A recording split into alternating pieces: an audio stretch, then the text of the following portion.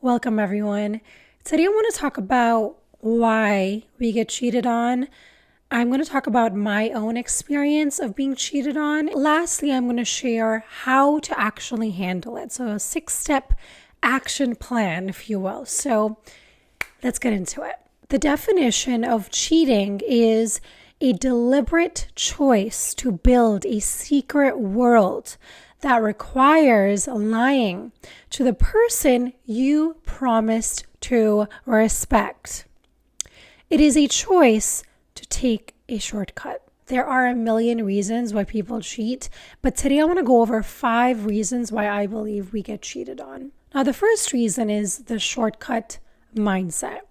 So basically what they want to do is they want to pass a class without actually studying, without actually putting the work. They chose a cheap shortcut because cheating looked easier than doing the actual work of communication, connection, vulnerability, honesty, which is pure immaturity and lack of awareness. People that cheat, in my perspective, I feel that they are not truly connected to source. Because one thing that I have learned being spiritual and just being connected is that whatever I do to harm somebody else or hurt somebody's feelings, I know that there's going to be a return. There's going to be some form of karma that I have to pay in this lifetime or another lifetime. I truly believe that a lot of these people are disconnected from themselves. And when you're disconnected from yourself, you're disconnected from God because God is in you. And when you're tempted, that usually is a darker energy that is trying to get you hooked. When you're disconnected from the source and the truth, you also tend to think that you're untouchable. Like nothing bad can ever happen to you. And that is the delusion that a lot of us, especially when you're younger, you tend to think this, that, oh, if I do this, it's not going to matter, And so we don't really focus on integrity, morals, or any of those type of things because you think that nothing bad can ever happen to you. The second reason we get cheated on is because you have built a foundation on sand instead of a rock. You have trusted somebody without evidence. And what that truly means is that at the very beginning, when you want to ask something, when you get this kind of sense that, oh, why did they say that? And you tend to overthink about it instead of just asking them, hey, what did you mean by this? And when you don't do that, what you're doing in that moment is you're avoiding. You don't want to face who they really are because you know deep down that this person is not being 100% honest with you. You already know it. Your body already knows it. But a lot of the times, we don't want to face the truth. So we tend to avoid hard conversations and ignore flashing red flags that are right in front of your face just to keep the peace and avoid that hard, uncomfortable conversation. You cannot build a home on sand and then expect it to withstand a storm because every single human being on the planet, I don't care how rich you are or, whatever it is, you are going to go through a storm. You're going to go through a hard time. And that is unfortunately when you truly get to see who did I really choose. Thirdly, you might have ignored history because history, for the most part, it repeats itself. You might have seen the signs very early on where they might have told you exactly who they are, but you chose to not believe them. So they might have actually told you a story where they mentioned that, my ex, I was just in a bad place and ended up sleeping with her best friend. Or maybe you caught him liking pictures of really gorgeous, big bosomed women. Or even men that are good looking and are flaunting it all. So you saw all of this, but you still decided to ignore it, thinking that you would somehow be an exception to the rule. The fourth reason I believe we get cheated on is because it is a gift in disguise. It hurts like hell, but it is a massive gift. It exposes the exact person that you're dealing with now, saving you from wasting 10 to 20 years of your precious life living a lie. And we have chosen this part of our experience. I know we don't want to, think about it, or even if it's hard to fathom, like, why would I choose to get cheated on? If you really take a closer look at somebody's life when they have been cheated on and all the things that have come after that, they have maybe started their own business. Maybe they have became a leader. Maybe they have started coaching people and helping people to create boundaries with people.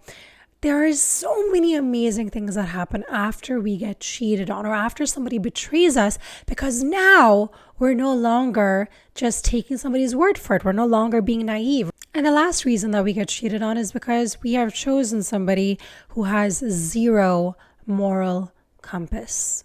At the end of the day, some people cheat because they lack the internal integrity to do the right thing, to stay clean when nobody is watching. And that is the most unattractive quality in a man, in a woman, in a person. When somebody only puts on an act when people are watching, but when the curtains are shut, you're a whole different human being.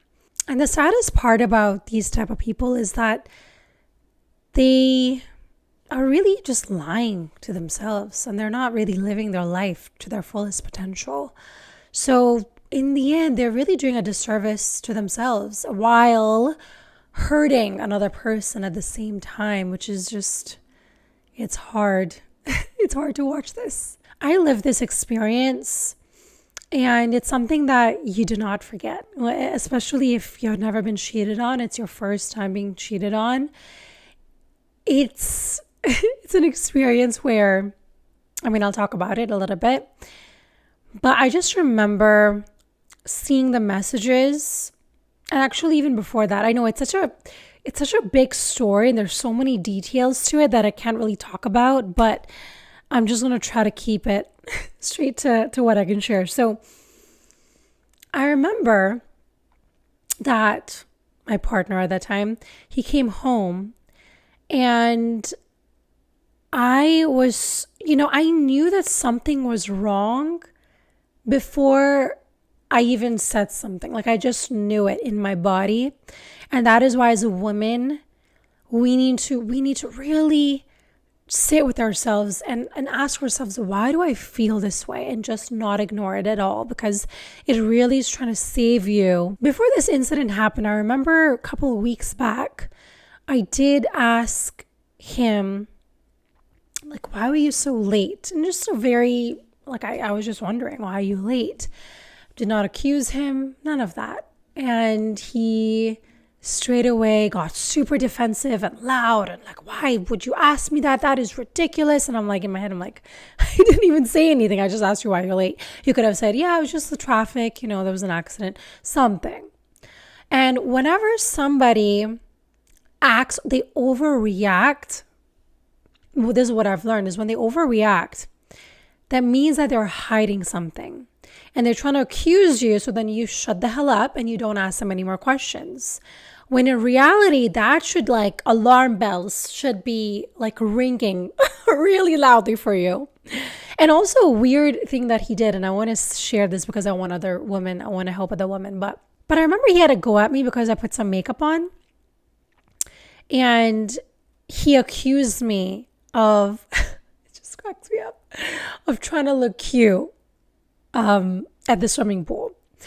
And in my head, I'm like, I've always put makeup on. And it's like, I don't think about it. Sometimes I put makeup on, sometimes I don't put makeup on. And it's really not that, it just did not make sense. I was like, what are you talking about? And slowly, I realized when I'm asking him more questions, he's getting more defensive and more argumentative and more accusatory. And that is when alarm bells in my body, luckily, started to ring, because I knew something was off. And I remember this one night where he came back from work, and he never leaves his phone out, but he had his phone on the couch, and he went for a bath. And I remember, it's as if I got I don't know what it was, angels, I don't know what it was, but it was like, hallelujah. It was like, pick up that phone. Pick up, it was so loud. I can't really even explain it. And I'm not somebody who checks people's phones because I don't have the time for that. And like, if I trust you, I trust you. Like, I do not care to go on your phone. But that was my first time to check his phone. And I really thought I wouldn't see anything. But I just had this inclination to check that phone. And Lord, I saw some things. Oh God. And I remember when I saw it, it felt as if my soul had come out of my body and I'm like floating in the air. Like it was the weirdest feeling that I can't even explain. I mean, it feels like an outer body experience. It was like I wasn't even there. I was completely like numb. I was shut. And at that very moment, I had anger, I had fear, I had hate. All of these negative emotions just hit me all at once. And I wanted to yell and scream and shout. And most people would have exploded immediately. But I chose a different route, also because of the circumstances. But I chose to deal with it in a different way than I've seen people do in the past. I was not perfect, but the one thing that I was great at was keeping my calm and cool. And I mean, really, I was just numb. I don't think that was calm. I was just numb. And what I did was I got all the evidence, baby. I got all the evidence and I completely went silent. I didn't scream. I didn't text. I sat on the evidence to really process what was happening. What is this? Why did this happen? And just like deal with it myself first, because I needed to see what those messages are about. And I think sometimes when you see something, you just go from 0 to 100 and you don't really analyze when was this sent or what was said. And I really wanted to do a deep dive and see what is happening here. How did this transpire? After a day or two, I think it was a day maybe, but I took him to a quiet place and I braced for an attack, because I know that as soon as I see this, especially the kind of person he is going to retaliate. He's going to be dismissive and accusatory. And he did exactly what I expected, which was started attacking me and started accusing me and started making me feel horrible for saying this to him. He dismissed it. He didn't care. And I think that is the most hurtful part. I think being cheated on is, of course, it's difficult to deal with. But when you make somebody feel crazy, I think that's even more painful to go through, because then you start second guessing yourself. Like, am I the crazy one here? Like, what is really happening? And that gaslighting, ooh, it is tough, especially if you've been in a relationship where you've been emotionally abused and you've been made to feel that you're not really good enough to be loved. And so when you're at that place, it's tough to hear somebody not validating your experience. And that is really what led me to create this channel, to talk about this, to help people that are in these relationships that are so painful, they're so hurtful. And I just want you to know that there is a way out of this. And also I want to mention that as soon as he dismissed what I said to him and just did not take any accountability, I got the biggest ick of my life. Like I couldn't never kiss him again. I couldn't look at him like that anymore. It was just an instant, like grossed out. And I realized in that moment that I would never stoop so low to be with somebody who has zero integrity or morals. And after this happened, I was, it was just chaotic up there. But I went to my parents and told them what happened, and they were just confused. They didn't understand. They're from a generation where you have to make it work. You have to make the relationship work no matter what. And I'm not of that mindset, fortunately. And I also realized in that moment that if I was, when I was younger, I would have listened to somebody else's garbage and I would have just followed it blindly without asking myself, what do I really want? What do I really feel about this? What is the choice that I want to make right now. What I want to make clear here is that even if people that you know, that you love, that you trust, and they're telling you that I don't see it, or it's okay, whatever, it's not that big of a deal, get over it. The power here is in knowing that you make the decisions of your life. You cannot take directions from people who are living miserable, painful lives themselves, who are unaware, who are not living the life that you dream of. Why would you listen to somebody who is not walking on the path that you want to walk on? Now, before I get into the 6-step action plan, I do want to mention that in retrospect, this person, this man, was the best gift for me because it taught me how to follow my inner voice, my intuition.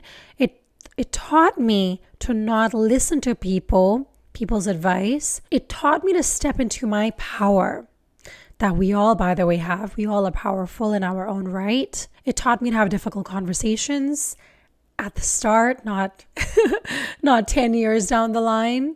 Before blaming him and all of that, I had to look at myself in the mirror and go back into my childhood. Because if I'm going to be sitting here and blaming him and talking bad about him all day long, I'm never going to get the lesson.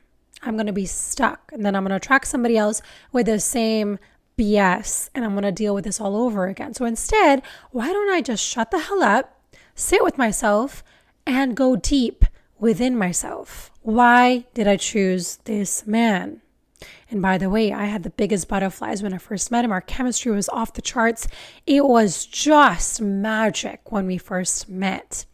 And so when people tell me this, that's the first thing they tell me about the person. It's just chemistry and butterflies. And I'm like, whoa, hold on a minute. Let's understand, what are some of the values that you guys align on? What standards of yours have they met? Because we as women especially, we tend to bulldoze and get straight into, we want to get married to them because that's what we have been taught as kids, is that our entire life is just meant to have kids and get married and build a family. But there's more to life than that. There's also a part where you want to build a family and a foundation with somebody who truly respects you, values you, honors you, and supports you and cares about you. We don't really talk about that. So I got into, why did I choose this man?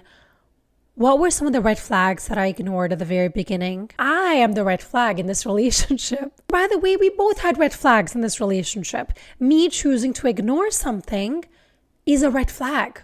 Because at the root of this, I didn't truly love and care about myself. And the signs were all there.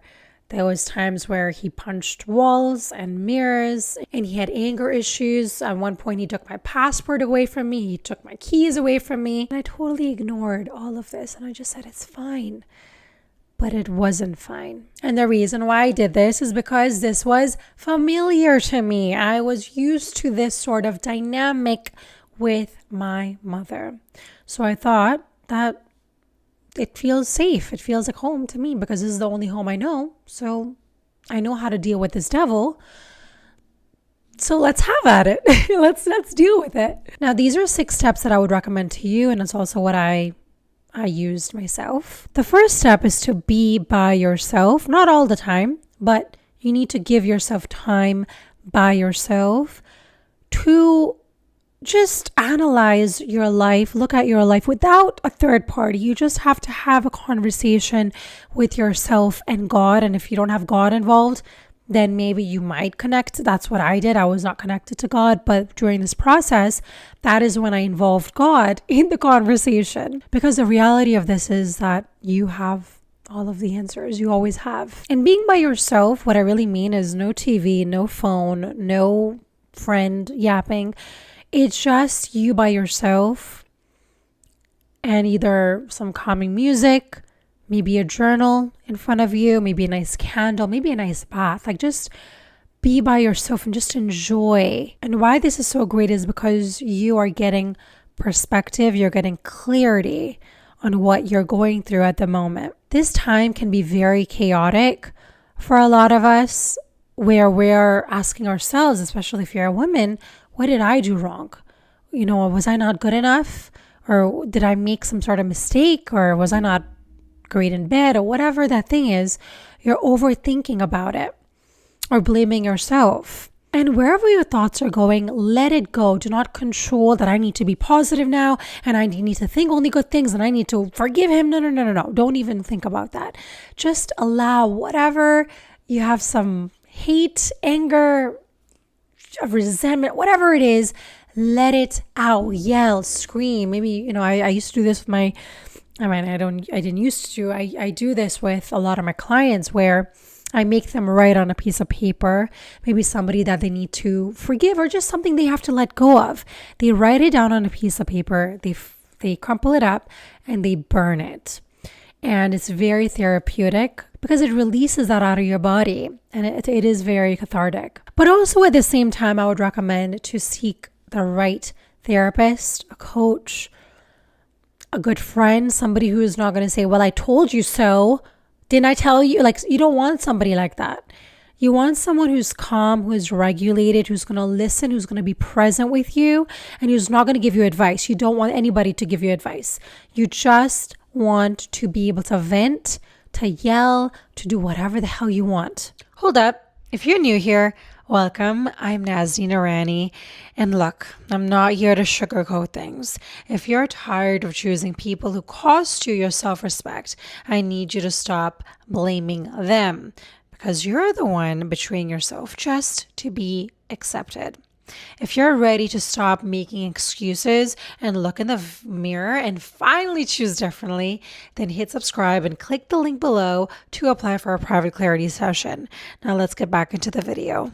Secondly, I want you to get connected to yourself and to source. And some of the ways you can do this is by meditating, journaling, dancing, praying, going in nature, removing toxic TV shows, anything that is like people are arguing and fighting, and you just don't want more chaos to be added into this. And if you're somebody who is married with children, you then also want to keep strict but civil boundaries to protect yourself and to protect your kids while co-parenting. That's a whole different conversation. And really, I would call this a detox. You're just cleansing yourself. I would even say cleansing your home with sage.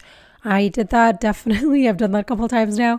And just removing any toxicity from your life. Thirdly, is to stay consistent with your boundaries, especially if you're with somebody who has narcissistic traits. Because once you say, I'm leaving, that is their cue to hoover. I didn't even know this was a thing. I learned this when I was in one of these toxic relationships. They're going to hoover you back. It's another word for vacuum. They want to suck you back into their chaos. And what do they do? They're going to love bomb you. I miss you. I really want to make this work. And I'm going to change. I promise. And I'm going to do this and I'm going to do that. And you know how the story ends. You know what happens. And I personally don't believe that I can be with somebody who's cheated on me. And now that's just my personal preference. I know other people can say, I've forgiven my person and now we're together for 9,000 years. And that works for some people. I know with my personality, I will not feel safe around you, especially with the messages that I just saw. So everybody is allowed to do as they please. It really depends on each relationship. I just don't think that I would recommend it to anybody to get back with somebody who's cheated on you and lied to you and manipulated you and gaslit you and all those things. So your answer should always be, no, thank you. I'm good. Thanks. And what happens is that, and I've definitely done this, where you take somebody back and they say, oh, I'm going to change and I'm going to work on myself and I'm going to therapy and all these things. And they work on it for 2 weeks, but then the third week they're back to gaslighting you again and back to manipulating you again, back to lying. So it's like, it is draining. It's just so draining. So I recommend to run far, far away. The fourth step is to find out who you really are. Because I'm sure in this process, you have lost yourself, you have lost your value, you have forgotten about your dreams, your aspirations, your gifts, your talents, and you have suppressed parts of yourself to be with this person. One of the things that I suppressed in one of my relationships was dancing, because they thought that dancing, I was not the best dancer. So they made me feel like I shouldn't be dancing if I'm not that great at it. And so again, this is where we need to be by ourselves to listen to that voice, which is saying, why don't you do this? Why don't you write a book? Why don't you follow your dreams and who God made you to be? The fifth step is to heal your inner child, the child in there that has been hurt, that has been taken advantage of, that has been neglected for so long. We need to now take our time to build our relationship back with that little child, which is within us, which is within all of us. I did a lot of different meditations during that time where I would just give my 5-year-old self, my 16-year-old self who was crying in the closet by herself, a hug, and just removing her from that closet and saying it's going to be okay, everything's going to be fine. And just doing these things makes you heal that part of you that has been scared this whole time. And there is no right or wrong way to heal. Whatever you choose to do, it really has to do with what is your intention. If you're sitting to meditate and you're like, my intention here is to heal, that's exactly what is going to happen. So there's no, you have to go to this retreat and that retreat and spend $10,000. You are your own healer. You don't need anybody to heal. Now, yes, of course, there are people out there that are trained in this, and I'm not saying don't do that. Definitely, go ahead and try that out as well. But I'm saying is that you are your own healer as well. And you know how to heal yourself before anybody else does. And lastly, I'm going to say it because this is what truly released me from this experience. I can now see it in a way where it's like I'm reading a book and I'm reading a story. Of course, when I go back to it, it hurts me sometimes, right? But a part of me has understood that experience was something that my soul has chosen to learn, to experience. And so forgiving not only that person that hurt me, but also myself, and know that I did the best that I could with what I had in that moment. And forgiving somebody doesn't mean accepting their behavior and then getting cheated on again and getting back with them. No, it's forgiving is just you're doing it really for yourself to know that energy, I'm no longer intertwined. It's like I'm cutting the cord that is attached to that person and to that story. I'm letting it go. It's no longer mine. It is part of my evolution, but it is no longer running me. I chose to forgive them. I chose to send them love and happiness, and that they truly find themselves, find their truth. How can I hate somebody who gave me a masterclass of a lifetime of love, self-respect, self-acceptance? Because they only could love you from the level of consciousness that they were on. And likewise with yourself. I hope that you guys enjoyed this video and it gave you some insight onto what you can actually do when you do get cheated on and how to handle it. Remember to stop choosing the chase and start choosing your peace. I love you, and I will see you in my next one.